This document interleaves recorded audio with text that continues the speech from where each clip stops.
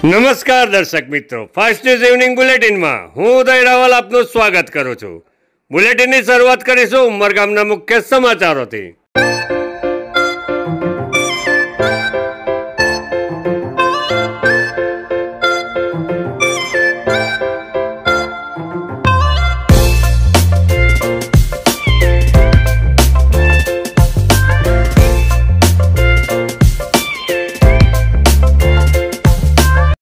ઉમરગામ તાલુકા પંથકમાં દેવઉઠી 11ના દિવસે ઠેર ઠેર તુલસી વિવાહની ભક્તિભાવપૂર્વક ઉજવણી કરવામાં આવી હતી। ઉમરગામ જીઆઈડીસી સ્થિત શ્રી ગોવર્ધનનાથજીની હવેલી ખાતે તુલસી વિવાહ પ્રસંગની ધામધૂમથી ઉજવણી કરવામાં આવી હતી। બિલ્ડર બજરંગભાઈ ભરવાડ, ઉદ્યોગપતિ અજયભાઈ શાહ, સંજયભાઈ રાજાણી તથા જય માતાજી સેવા સંઘના સ્થાપક પ્રમુખ ભગવાનભાઈ ભરવાડની ઉપસ્થિતિમાં કપોળ પરિવારના નિવાસસ્થાનેથી વાજતે ગાજતે શ્રીજીનો વરઘોડો નીકળ્યો હતો। સાંજે 6:30 કલાકે શ્રી ગોવર્ધનનાથજીની હવેલી ખાતે વરઘોડો આવી પહોંચ્યો હતો, જ્યાં કન્યા પક્ષ તરફથી સોનલબેન જતીનભાઈ શાહ તથા પરિવારજનોએ ઉમળકાભેર સ્વાગત કર્યું હતું। શાસ્ત્રોક્ત વિધિ વિધાન મુજબ તુલસી વિવાહ પ્રસંગ સંપન્ન થયો હતો।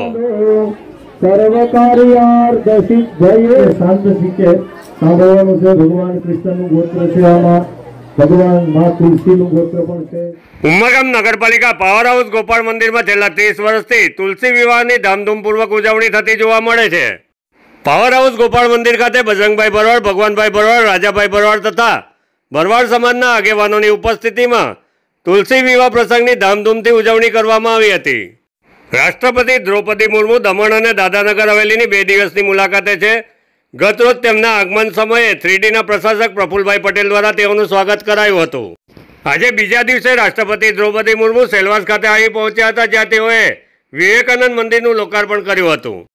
લોકાર્પણ પ્રસંગે પ્રશાસક પ્રફુલભાઈ પટેલ, સાંસદ કલાબેન ડેલકર સહિત પ્રદેશના ઉચ્ચ અધિકારીઓ અને પદાધિકારીઓ સહિત સામાજિક આગેવાનો મોટી સંખ્યામાં ઉપસ્થિત રહ્યા હતા। देवी और स्वजनों, कल मैंने दमन में आभियारी का भ्रमण किया है। मुझे बताया गया है कि ये आभियारी इको टूरिज्म को बढ़ावा दे रही है। नमोपथ सी फ्रंट जाना मेरे लिए एक सुखद अनुभव था। इस क्षेत्र के ऐतिहासिक, सांस्कृतिक और प्राकृतिक धरोहर अत्यंत समृद्ध है। इन धरोहर के कारण ये संघ राज्य क्षेत्र के एक अच्छा टूरिस्ट डेस्टिनेशन बन गया है। मुझे बताया गया है कि केंद्र सरकार और संघ राज्य क्षेत्रों के प्रशासन द्वारा यहाँ पर्यटन के विस्तार के लिए अनेक प्रयास किए जा रहे हैं। नई विकास कार्य किए जा रहे हैं। कई जगहों का नवीनीकरण किया गया है। मुझे बताया गया है कि यहाँ पतंग उत्सव और मानसून फेस्टिवल जैसे कई लोकप्रिय उत्सवों का भी आयोजन किया जाता है। मैं पर्यटन को बढ़ावा देने के लिए किए जा रहे कार्य की सराहना करती हूँ। पर्यटन में विस्तार से रोजगार की नई संभावनाओं का सृजन होता है। हमारे देश की सुंदरता और धरोहर के बारे में ज़्यादा से ज़्यादा लोग जान पाते हैं। साथ ही जब हम अन्य क्षेत्रों के लोगों से मिलते हैं, हम और अधिक उदार और संवेदनशील भी बनते हैं। વાપી ખાતે રહેતા અને ઓસ્ટ્રેલિયામાં અભ્યાસ કરતા શશાંક જૈને દુબઈમાં આયોજિત 2024 વર્લ્ડ મેન્ટલ સ્પોર્ટ્સ ઓલિમ્પિકમાં ભારતનું પ્રતિનિધિત્વ કર્યું હતું। મેન્ટલ મલ્ટિપ્લિકેશન અને મેન્ટલ સ્ક્વેર રૂટમાં તેઓએ ગોલ્ડ મેડલ પ્રાપ્ત કર્યો હતો, જ્યારે મેન્ટલ ડિવિઝનમાં તેઓએ બ્રોન્ઝ મેડલ પ્રાપ્ત કર્યો હતો। 22 વર્ષીય युवा गणित शास्त्री शशांक जैने 6 अंकनी संख्याओं वर्गमूल गणित में एक नवो विश्व रेकॉर्ड बनाव्यो छे।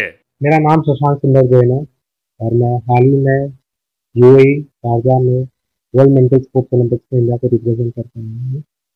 यहाँ पे मैंने 3 सब्जेक्ट में मेंटल डिविजन, मेंटल मल्टीप्लिकेशन और मेंटल स्क्वायर रूट में पार्टिसिपेट किया था। उनमें से 2 में गोल्ड, 1 में ब्रॉन्ज जीता है देश के लिए। साथ ही में मैंने वर्ल्ड रिकॉर्ड बनाया जो था फास्टेस्ट ह्यूमन कैलकुलेटर था for solving 6 digit square root के 10 आंकड़े, एंड उनका टाइमिंग था 27.36 सेकेंड, जो दुनिया का सबसे फास्टेस्ट बना है। हाल ही में स्टूडेंट हूँ ऑस्ट्रेलिया में, एंड वहाँ पर मैं मास्टर्स कर रहा हूँ business information and logistics management course से।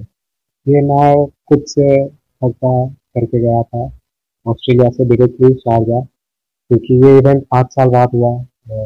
2020 में कोविड के कारण ओलंपिक्स कैंसिल हो गए थे, इसीलिए 2024 में इस बार मेरा मन था कि देश का नाम रोशन करना है। मैं पिछले 14 साल से મહારાષ્ટ્રના દાણુ દરિયામાં ફસાયેલા 5 જેટલા માછીમારોને સુરક્ષિત બહાર લાવવા દમણ કોસ્ટગાર્ડની ટીમે દિલધડક રેસ્ક્યુ ઓપરેશન કર્યું હતું। ભક્તિ સાઈ નામની ફિશિંગ બોટમાં પાણી ભરાઈ જતા મધદરિયે માછીમારો ફસાઈ ગયા હતા। આ સંજોગમાં દમણ કોસ્ટગાર્ડને જાણ થતાં તેઓ તાત્કાલિક હેલિકોપ્ટર લઈ મદદે દોડી આવ્યા હતા। દમણ કોસ્ટગાર્ડની ટીમે પ્રથમ પ્રયાસમાં 3 જેટલા માછીમારોને દરિયા કિનારે મૂક્યા બાદ બીજા પ્રયાસમાં અન્ય 2 માછીમારોનું રેસ્ક્યુ કર્યું હતું।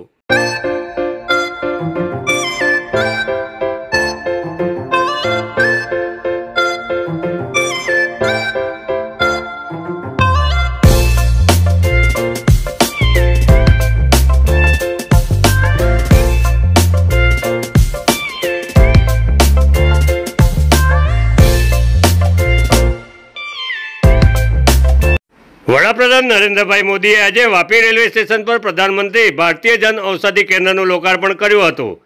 આ પ્રસંગે વાપી રેલવે સ્ટેશન પર યોજાયેલ એક કાર્યક્રમમાં રેલવેના ઉચ્ચ અધિકારીઓ સાથે વલસાડ ડાંગના સાંસદ ધવલભાઈ પટેલ, ભારતીય જનતા પાર્ટી વલસાડ જિલ્લા પ્રમુખ હેમંતભાઈ કંસારા સહિત ભાજપ અગ્રણીઓ અને કાર્યકર્તાઓ મોટી સંખ્યામાં ઉપસ્થિત રહ્યા હતા। વડાપ્રધાન નરેન્દ્રભાઈ મોદીએ આજે દેશના 18 રેલવે સ્ટેશનો ઉપર વિડીયો કોન્ફરન્સિંગના માધ્યમથી પ્રધાનમંત્રી ભારતીય જન ઔષધિ કેન્દ્રનો આરંભ કરાવ્યો હતો। પ્રાસંગિક ઉદ્બોધનમાં વડાપ્રધાન શ્રી નરેન્દ્રભાઈ મોદીએ કાર્યક્રમમાં ઉપસ્થિતોને વિડીયો કોન્ફરન્સિંગના માધ્યમથી સંબોધન કર્યું હતું, જેમાં તેઓએ સરકાર દ્વારા રેલવે અને આરોગ્ય ક્ષેત્રે થયેલા વિકાસની યોજનાઓ વિશે માહિતી આપી હતી। ઉમરગામ તાલુકાના મોરોલી રાધેકૃષ્ણ મંદિર ખાતે તુલસી વિવાહ પ્રસંગની ભક્તિભાવપૂર્વક ઉજવણી માછી સમાજ દ્વારા કરવામાં આવી હતી। કાંતિભાઈ પ્રેમાભાઈ ટંડેલ, ભદ્રેશભાઈ ઉકળભાઈ ટંડેલ, માજી ઉપપ્રમુખ કિશોરભાઈ નગીનભાઈ ટંડેલ અને હાલના સામાજિક પ્રમુખ મોહનભાઈ રામાભાઈ ટંડેલ સહિત માછી સમાજના આગેવાનોની ઉપસ્થિતિમાં વિધિ વિધાન મુજબ તુલસી વિવાહ પ્રસંગ સંપન્ન થયો હતો।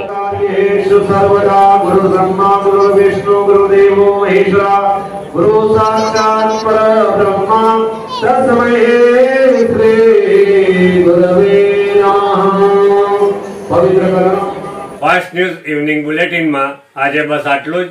આવતીકાલે ફરી મળીશું। નમસ્કાર।